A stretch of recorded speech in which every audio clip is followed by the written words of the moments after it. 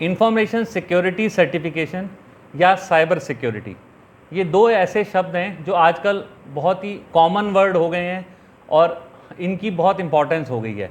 ये words actually हैं क्या और इनकी क्या इम्पोर्टेंस है और ये कैसे हमारे जीवन को एक तरह से इम्पोर्टेंस इनकी बन गई है।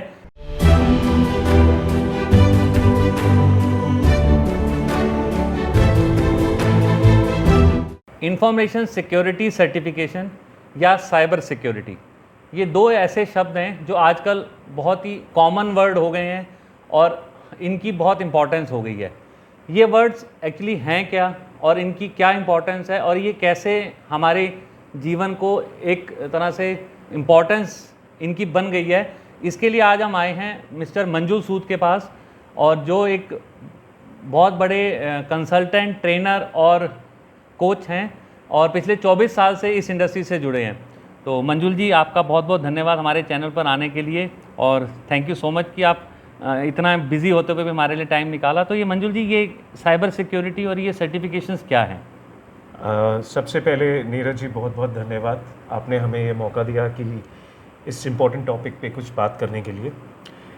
Cyber security, information security certification एक ही सिक्के के दो पहलू हैं। ओके, एक ही सिक्के के दो पहलू हैं।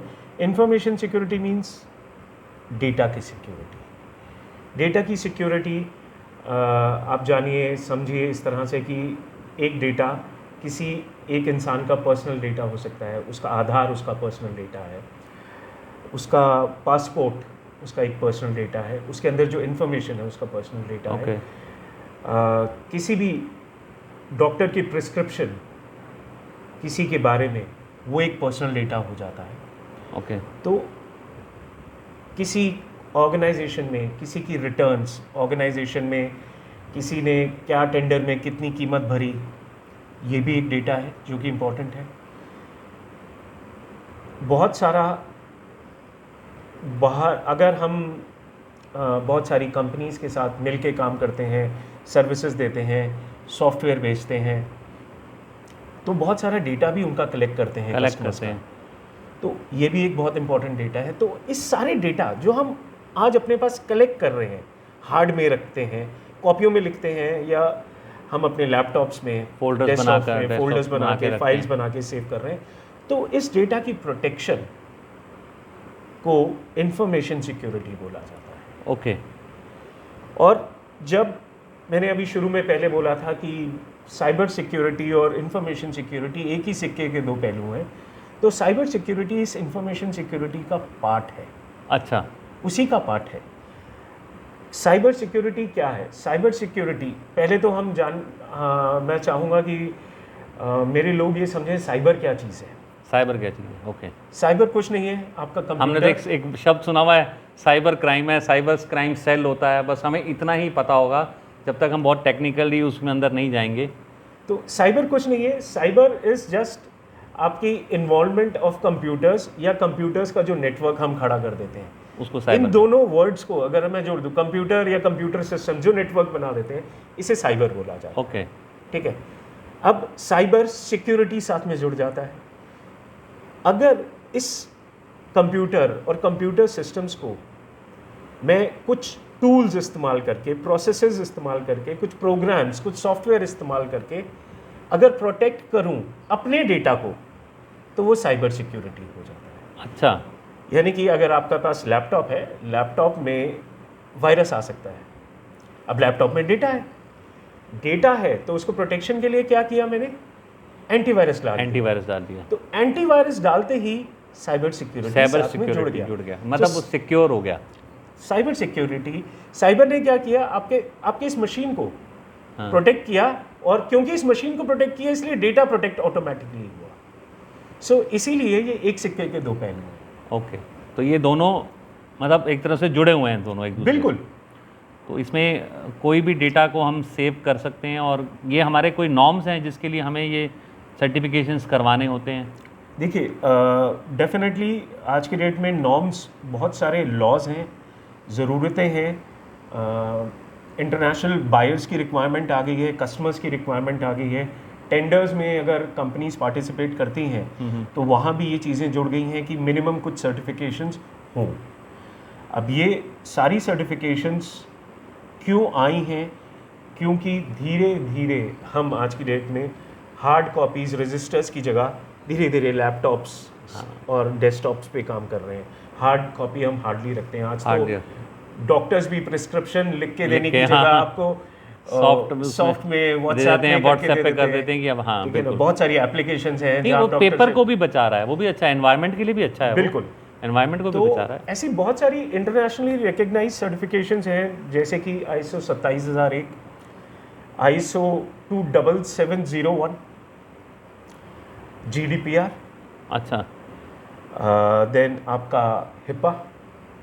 तो इस तरह की बहुत सारी सर्टिफिकेशंस हैं जो डेटा सिक्योरिटी से जुड़ी हुई हैं। तो ये डेटा सिक्योरिटी, मान लीजिए मैं कोई बैंक के ट्रांजैक्शंस कर रहा हूँ या मैं कोई और सर्वर पर किसी के या किसी वेबसाइट पर काम कर रहा हूँ, तो क्या वहाँ पर भी ये सिक्योरिटी उनको लिए ज़रूरी है कि क्योंकि वो मेरे डेटा को यूज़ कर रहे हैं, मेरे debit card details, credit card, net banking, Paytm detail, या मेरा डॉक्यूमेंट है कहीं पर KYC डॉक्यूमेंट जिसे कह सकते हैं आप, KYC डॉक्यूमेंट भी हम कहीं शेयर करते हैं, तो ये हर जो ऑर्गेनाइजेशन है जिस पर मैं डेटा शेयर कर रहा हूँ, मैंने क्रेडिट कार्ड के लिए डॉक्यूमेंट्स दिए, लोन के लिए दिए, या मैंने कार लोन लिया, या मैंने मान लीजिए RC रजिस्ट्रेशन सर्टिफिकेट लेना है अपने ट्रांसपोर्ट डिपार्टमेंट से, तो क्या सब लोगों को ये डेटा सिक्योर करने के लिए ये सर्टिफिकेशंस लेने पड़ते हैं? बिल्कुल, आज की डेट में सर्टिफिकेशन क्यों चाहिए? सिंपल सी भाषा में अगर मैं ज़ोर ज़ोर से बोलूँ मेरे मैथ्स में 99 आ गए 100 में से, क्या सिर्फ बोलने से कोई मानेगा? लेकिन अगर वही स्कूल की रिपोर्ट कार्ड में होगा, प्रिंसिपल या टीचर से साइन होगा, तो उस पर विश्वास किया जाएगा। तो सेम वे आप बोलते हैं कि मैं आपका डेटा रख रहा हूँ, सिक्योर है, कैसे मानेगा कोई? वो तभी मानेगा जब कोई थर्ड पार्टी आके ऑडिट करेगी आपका और आपको सर्टिफिकेट देगी, यानी कि तब आपके ऊपर एक थर्ड पार्टी ने, जो कि ऑथराइज्ड बॉडी है, स्टैंप लगाई कि यस मैंने इस ऑर्गेनाइजेशन को ऑडिट किया और ये जिस ढंग से अपने साइबर सिक्योरिटी, इंफॉर्मेशन सिक्योरिटी से रिलेटेड फंडामेंटल्स, रूल्स जो फॉलो करने हैं, प्रोसीजर्स जो बनाने हैं, प्रोसेसेस जो बनाने हैं, वो सब ठीक से लागू करे हैं। अच्छा, तो ये वो थर्ड पार्टी, तभी वो वर्ड सर्टिफिकेशन जुड़ता है कि उसने स्टैम्प कर दिया। सो इससे क्या हुआ? आप US में बैठे कस्टमर के साथ काम कर रहे हैं, क्या आपको अच्छा लगेगा वो आए, आपका सिस्टम पहले चेक करे? हाँ, तो यानी कि पहले तो वो उड़ के आएगा, ठीक है, आप उसका पैसा, रहना, खाना पीना देंगे, बिल्कुल, जो कि बहुत महंगा पड़ेगा। वही अगर वो इस तरह की सर्टिफिकेशन आपके पास है तो उसका कॉन्फिडेंस लेवल बढ़ जाता है, आपको एक एंट्री मिल जाती है। तो ये मेरे लिए एक बिजनेस अपॉर्चुनिटी भी है कि अगर मेरे पास ये सर्टिफिकेशंस हैं तो मेरे लिए एक बिजनेस अपॉर्चुनिटी बन जाती है ग्लोबली काम करने के लिए, कि मैं इससे सर्टिफाइड हूँ, आप मेरे साथ बिजनेस कीजिए। तो इंटरनेशनल जो वेंडर्स हैं उनका भी एक विश्वास बनता है, आप ये कहना चाहते हैं? ओके, और उनकी रिक्वायरमेंट्स भी हैं। बिल्कुल, सिर्फ आज मैं इंटरनेशनल की बात नहीं करूँगा, हमारा बैंगलोर, हैदराबाद स्पेशली, ये टेक्निकल स्टार्टअप्स का हब बन चुके हैं। नए IIMs, IIT के पास आउट फ्रेश बच्चे 26-27 ईयर्स के मोबाइल ऐप्स बना रहे हैं, वेब एप्लीकेशंस बना रहे हैं, नए नए आइडियाज़ पे काम कर रहे हैं। सबसे पहले दिमाग में क्या आता है कि मुझे फंडिंग कैसे मिल जाएगी? Venture capitalist. ओके। अब जब आप एप्लीकेशंस बना रहे हैं, ऑब्वियसली डेटा कुछ ना कुछ तो कलेक्ट करेंगे, तो वेंचर कैपिटलिस्ट भी आपको कहता है कि भैया पहले इस तरह की कोई सर्टिफिकेशन तो लेके आ, कि कैसे मैं जानूँ कि जो तुम बना रहा है या जिस प्रोसेसेस पे तुम काम कर रहे हो कि वो ठीक से प्रोटेक्टेड होंगे। सो आज ये टेक्निकल स्टार्टअप्स को भी ये data security certification, information security certification या साइबर सिक्योरिटी के रूल्स एंड रेगुलेशंस अडॉप्ट करने पड़ रहे हैं। वन, सो सिंपल रीज़न, एक कि आपको फंडिंग चाहिए तो चाहिए, दूसरा इंटरनेशनल बायर्स के पास आप जाना चाहते हैं तो चाहिए, तीसरा टेंडर्स में जब आप बिड्स करते हैं, गवर्नमेंट के लिए प्रोजेक्ट कर रहे हैं, तो ये बेसिक्स आज की डेट गवर्नमेंट का भी तो डेटा हमारे पास आएगा, गवर्नमेंट का डेटा, गवर्नमेंट भी देखती है कि मेरा डेटा मिसयूज ना हो। तो ये डेटा बिडिंग के लिए तब भी आपको एक एंट्री लेवल रिक्वायरमेंट हो जाती है कि ISO 27001 सर्टिफिकेशन है या नहीं है आपके पास।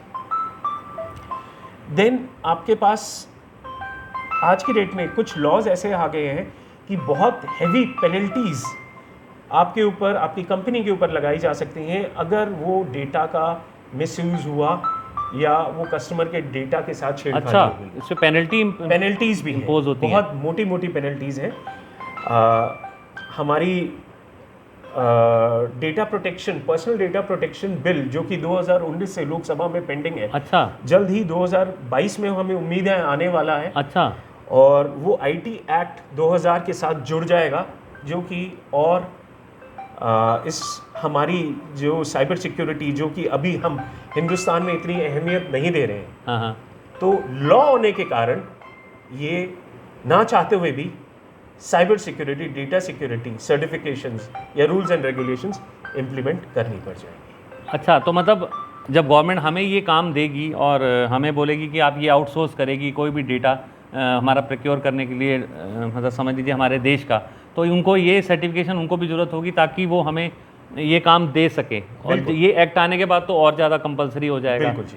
तो जैसे आउटसोर्स करते हैं वो डिपार्टमेंट्स काम करते हैं कि जैसे अब सारा डेटा को अभी ये कंप्यूटराइज कर रहे हैं, तो वो भी इन सर्टिफिकेट्स को बहुत यूज़ करेंगे कि अगर आपके पास ये है तो हमें ये आउटसोर्स किया जाएगा। जैसे जो हमें एजेंसीज को देते हैं, जैसे अभी राशनिंग का वो चल रहा है यूपी में कि राशन कार्ड सारे डिजिटल हो रहे हैं, तो इसका मतलब उन्होंने भी ये सर्टिफिकेशंस लिए होंगे तभी उनको, क्योंकि वो भी तो डेटा ही ले रहे हैं। बिल्कुल। आज की डेट में धीरे धीरे बहुत सारी गवर्नमेंट एजेंसीज भी खुद के लिए इस तरह की इंटरनेशनली रिकग्नाइज सर्टिफिकेशंस मांग रही हैं, ओके, ले रही हैं, क्योंकि वो हम जैसे कंज्यूमर्स का बहुत सारा डेटा रखती हैं, तो क्या वो डेटा ज़रूरी, प्रोटेक्शन उस डेटा की बहुत ज़रूरी है।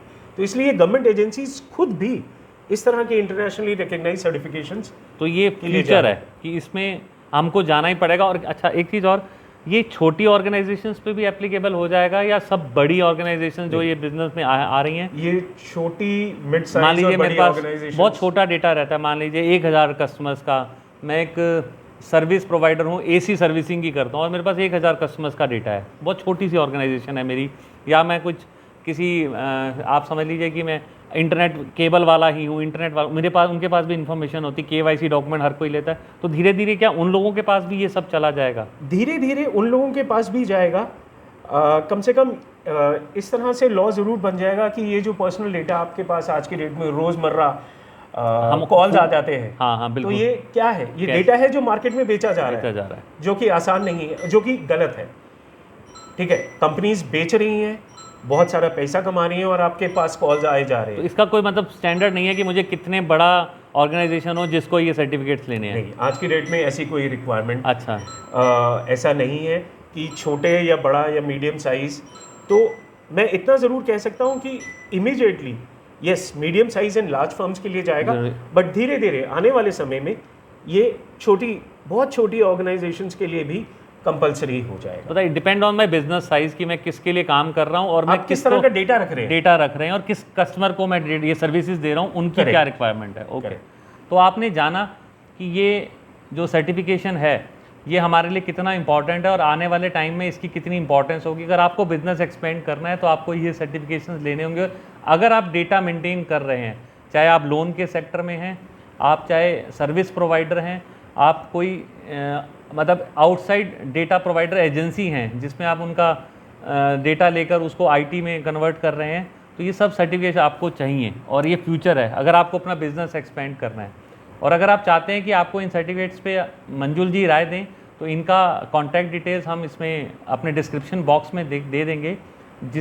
जो भी आप इनसे इन्फॉर्मेशन लेना चाहें, ये मंजुल जी आपकी हेल्प करेंगे। उम्मीद है आपको हमारा ये वीडियो पसंद आया होगा।